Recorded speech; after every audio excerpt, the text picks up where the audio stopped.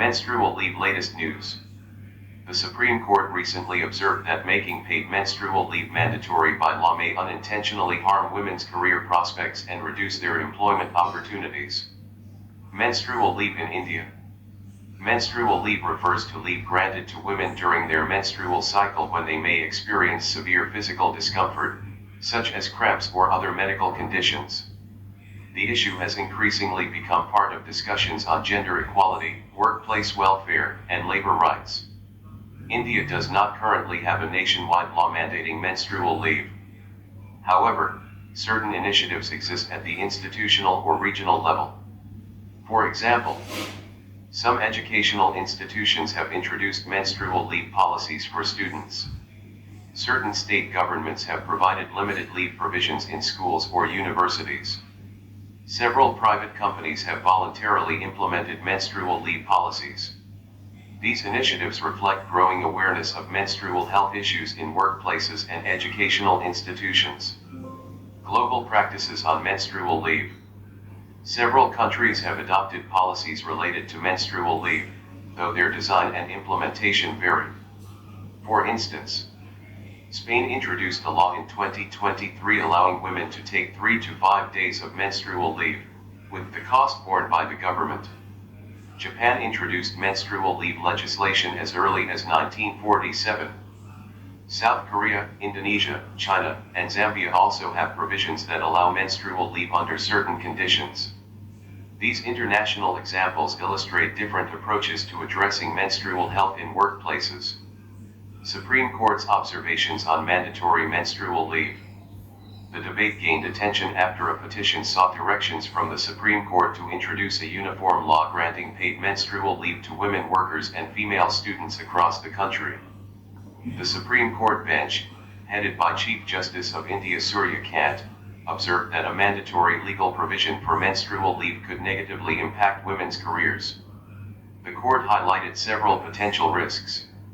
Impact on hiring decisions.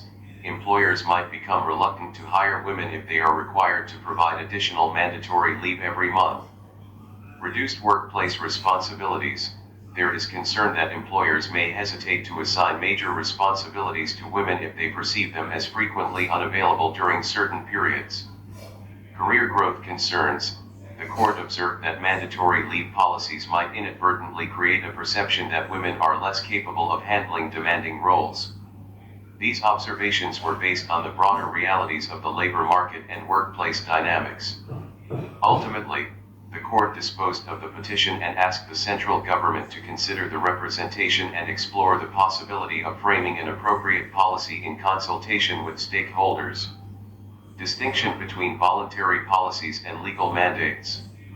While expressing concerns about a compulsory law, the court made an important distinction between voluntary workplace policies and statutory mandates.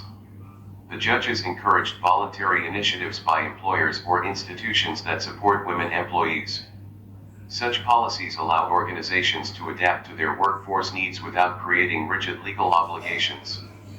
For example, some private companies and educational institutions have already introduced menstrual leave policies. Similarly, certain states have implemented limited provisions for menstrual leave in educational institutions. The court indicated that such voluntary approaches may provide support to women without negatively affecting employment opportunities. Broader issues in the debate. The discussion around menstrual leave highlights broader issues concerning gender equality in workplaces. Supporters argue that menstrual leave recognizes biological realities and promotes workplace dignity for women. It can help women manage severe menstrual pain, which may otherwise affect productivity and health. Critics, however, argue that mandatory leave policies could reinforce gender stereotypes and discourage employers from hiring women. Therefore, policymakers must balance workplace equality, health considerations, and labor market realities while designing such policies.